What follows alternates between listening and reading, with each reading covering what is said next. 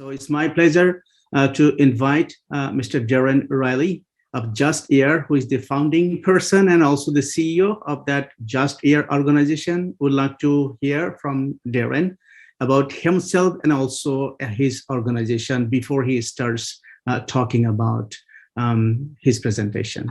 Welcome, Mr. Darren. Thank you, Doctor. Well, first off, I really appreciate this panel, and Kendra, what a wonderful job in your presentation. I learned a ton about my own health throughout the presentation that I wasn't aware of. So super excited, stoked to share with you all my journey in this work. And I'm inspired by the folks around this room, quite frankly. And Kendra really got me fired up just with all the work that grassroots organizations and across the board from our whole state that are really trying to move the needle on community health, especially for those disadvantaged communities. So I'm a little juiced up. Really got me excited coming up to 5 o'clock. So I will share a presentation, and really probably wouldn't take any more than 10 minutes or even so. But really I want to cover, first of all, can you all see this? And do you all see that change? Let's make sure. Perfect. So today I really wanted to share, one, my personal story and how I got into the space, the problem space around environmental justice. Two, what does JustAir actually do? What are some of the capabilities, and how do we intend to create that world that we all envision, that no matter where you're born, what skin color you're born into, neighborhood you're from, you have equal access to clean air, clean water, and particularly clean air in our case. And three, what are some of the upcoming, and Kendra talked to a bit of those, but some of the upcoming opportunities for our state to move the needle on some of these issues from the Inflation Reduction Act and other initiatives. So without further ado, I'd love to center us around the 20,000 breaths on average that a person takes per day. Is very important and critical to all of our work. When we bring attention to that, 1, 2, 3, 4 breath that we take per day, we realize that it's so important to the well-being, as Kendra pointed out in her presentation, of your health outcomes. So depending on where you work, you play, you live, you learn, has a tremendous bearing on your outcomes in your life, right? And this is an example of that. I think this research came from the University of Michigan, doing environmental justice screening. Environmental justice screening, it takes into account environmental factors such as pollution, ozone, different issues, education, right? Income levels as well, and a lot of traffic proximity. So where communities next to highways, right? Or trucking traffic. What you see here are some of the top census tracts that have the highest environmental justice score. This is a score that you don't want to have the highest, of which you see representation from Kalamazoo, Kent County, and Wayne County with some of this environmental justice score. And there are new frameworks, which we'll get to towards the end of the presentation. Justice 40 framework is something that we're using to frame up, some of the census tracts that deserve and qualify as disadvantaged community, that qualify for a lot of this funding and opportunity. So the whole point here is I want to share with you all that, depending on where you live, does have a tremendous outcome, as we already know, to your health because of those environmental factors. And why is it important to me? Mainly because I'm a product of that, right? My father always told me I'm a product of my environment. My father actually grew up with asthma. He's from Baisley, Queens projects, if people are aware of New York City. Back in the 80s, a lot of smog in that community. When he grew up, he had asthma. He wasn't really aware of it at the time. In fact, he used to always tell me a story where his uncles would sit him down when he'd think he was having an acute asthma attack and say, hey, drink some water and just calm down. You'll be all right, right? That's literally just a gap of education and how far we've come as a society to recognize some of these health impacts. Unfortunately for my father, he was actually incarcerated when I was 5 years old. And why that's important is because that was actually when he was diagnosed with asthma. He was diagnosed when he was in prison. And upon his release, when I was 15, I bear witness to see how asthma impacts his life, right? Providing food on the table requires a healthy lung. He was restricted to manual labor typically at odd times in the evening. That requires, definitely a lung and respiratory system to upkeep, lifting factory boxes, et cetera. And I wasn't really in tune, quite honestly, with some of the environmental factors that made him who he is until I actually was diagnosed with asthma 4 years ago. I live in Southwest Detroit, like 500 feet out my window is the highway. Why do I continue to live here? Because I'm hopeful that we can move us in the right direction here in my community. But until I had that disease, I wasn't aware of that. I played basketball at Carnegie Mellon. I did all these great things. I consider myself an athlete. But the asthma really changed my perspective on a lot of things. Having a struggle for breath, wheezing at night, temperature change. Where's my inhaler? I need to refill it. All these little factors that weigh on you. And I can only imagine how other families have to deal with that, who have other barriers, systems against them. Also, I just want to share here, Detroit was listed as the #1 most challenging place to live in the US for asthma. The report came out last month by the Asthma, Allergy, and Health Foundation. So this is very relevant to our state. We want to get this bad press off of our state and do some of the great things that Kendra alluded to. So I wanted to set the problem space there. One big thing I wanted to point out is researchers have found that air pollution costs the US $600 billion annually. This is important to note because kids missing days at school, right? It's a cost. The cost of people missing days at the workplace, the unfortunate circumstance when someone, dies prematurely, right? And some of the illnesses that we heard from the last presentation. And most of all, the cost to remediate some of these air pollution issues and environment, right? In Clearton, PA, predominantly Black community just outside of Pittsburgh, one of my good buddies lives there. He was telling me a story in 2016 about there was a spill around the holidays. There was a gas spill. Now they know in advance. But during that time, people were smelling something weird. They didn't know who to contact. They didn't know what was going on. It turns out there was a major chemical that caused cancers in that community. And until they remediate those issues, the community was plagued with that. So just imagine that in terms of, how do we remediate issues, but also what's the impact and cost on that health burden on that community now, right? So the real issue, as we all are here today and why JustAir exists, is that we don't have enough transparency, enough data to not only think actively what's going on right now, but also proactively. How do we understand what solutions could actually help improve environmental factors? And so many communities have maybe 1 or 2 reference stations. I have a couple around me here in Southwest Detroit. In Grand Rapids, there was 1 reference station. I think there's 1 ozone monitor for the region in King County. We added 1 as well, which I'll get into.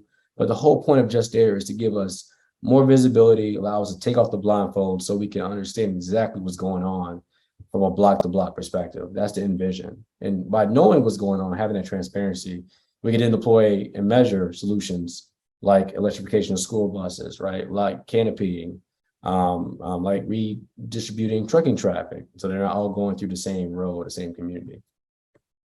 How do we do that? Really quick, I'll share a couple of our examples, but ultimately JustAir is a community insights platform that provides different tools. Monitoring is our bread and butter, but we also have tools to triangulate pollutants. We also have tools to autonomously track trucking traffic and marrying that data so we can understand what's really going on. Again, I want to be clear that JustAir's whole mission is around health disparities.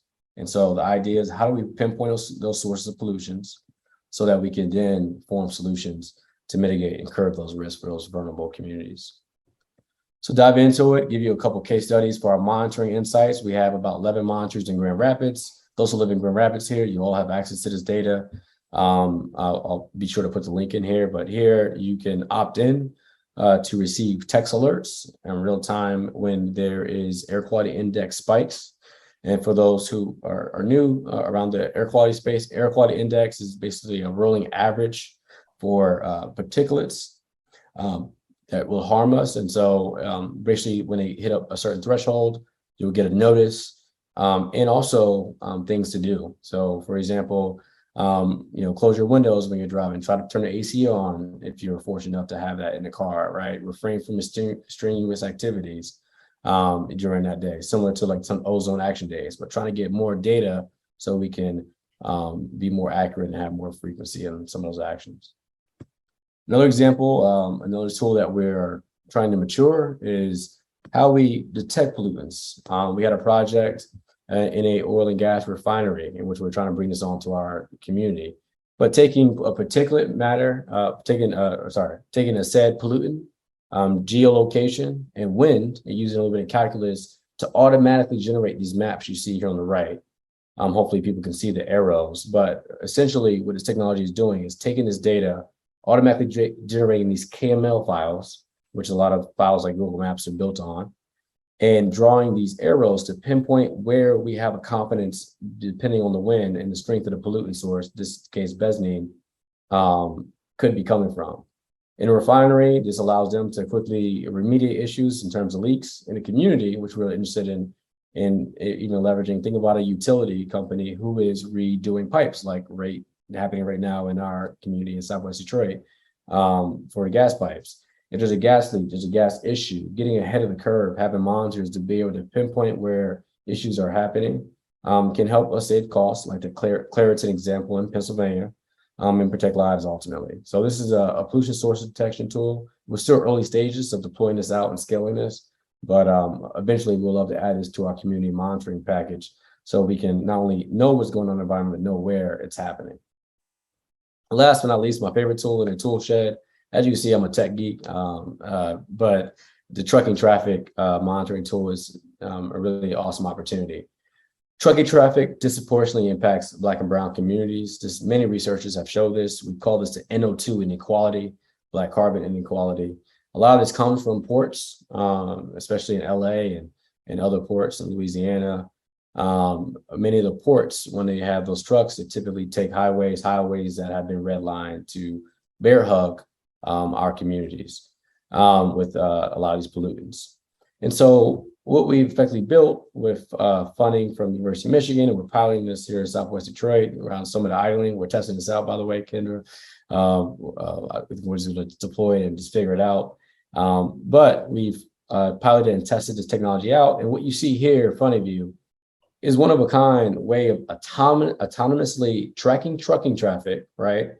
Maintaining a target of that truck. So that truck that passed by, we can track it throughout the whole video. Why that's important to track unique trucks is that this technology can be used for anti-idling. How long did that truck exist in the video camera feed for how many minutes, how much time, or how many trucks have passed through this local road, which we struggle to have. And today, many communities write on a piece of paper or count manually, which I've done some of that volunteering, of how many trucks have passed. So this is technology that can not only be helpful to inform policy, but also enforce. In fact, in New York City, there is an anti-idling law in which they have residents go around and take 3-minute clips. And there's a lot of backlash on that, but residents get paid if they catch someone idling, right? This is a policy that they're testing out in the city, and people make a living off this stuff. However, obviously, you can imagine this is a huge backload for quality assurance in the city, but also there may be ways to do this in a more a healthy way that we don't have our community members sitting in front of trucks inhaling fumes, such as clean tech, just computer vision. We built coalitions, mainly focused in Grand Rapids where we started, but we're also launched in Detroit and also in Waterbury, Connecticut, and other communities. We've done some work in Chicago as well. But really what JustAir is trying to do is bring community together, from grassroots organizations to city, to state level, to health systems, to even advocacy groups such as Kendra's or NAACP, folks that are fighting for policy on behalf of their communities. And it's essential in what JustAir is doing. I truly believe in this work, it takes a village. I know we're short on time. The last two things I want to mention is that the Inflation Reduction Act is a huge opportunity, not only for our communities, but also for our state to receive this funding. And I was at the Congressional Black Caucus 2 weeks ago with some of the heads of the Department of Transportation. And they are very intentional about making sure this money goes to shovel-worthy communities. So communities that qualify in the Justice 40 framework that are disadvantaged, but shovel-worthy. But also, as we know, shovel-worthy communities are not always shovel-ready. And so our time in working with organizations is making sure communities have the infrastructure, are aware that this funding exists, right? Just like the electrification of school buses. So we can really prepare them to get access to this funding to make sure we move our state in the right direction when it comes to air pollution monitoring, activities to protect our youth and learning and their communities and learning, and ultimately spread more awareness to curb some of those issues. And really quick, some of the Justice 40 frame research, I'm happy to share that with this group through Michigan. I shared the asthma report, but in Michigan, there's 8 858 disadvantaged community census tracts that will qualify. And that actually comes out to approximately 2.5 million persons in Michigan, Michiganders, who actually live in a disadvantaged community, right? And they would qualify for a lot of these opportunities in this funding. And so I think it's a really important opportunity to move us off the asthma capital list, move those numbers all the way down. So we're not, I think we're the 6th most census tracts. I know every state has different census tracts, but we're pretty high in that number, and a decreased amount of exposure that disadvantaged communities have when it comes to environmental factors. So with that said, I love this stuff. I can talk for another hour or two, but I wanted to transition to questions. But I'm excited to be with this community, and I'm a Michigander at heart, even though I'm from Texas. And it's people like Kendra and others who keep me here and want to work on this mission.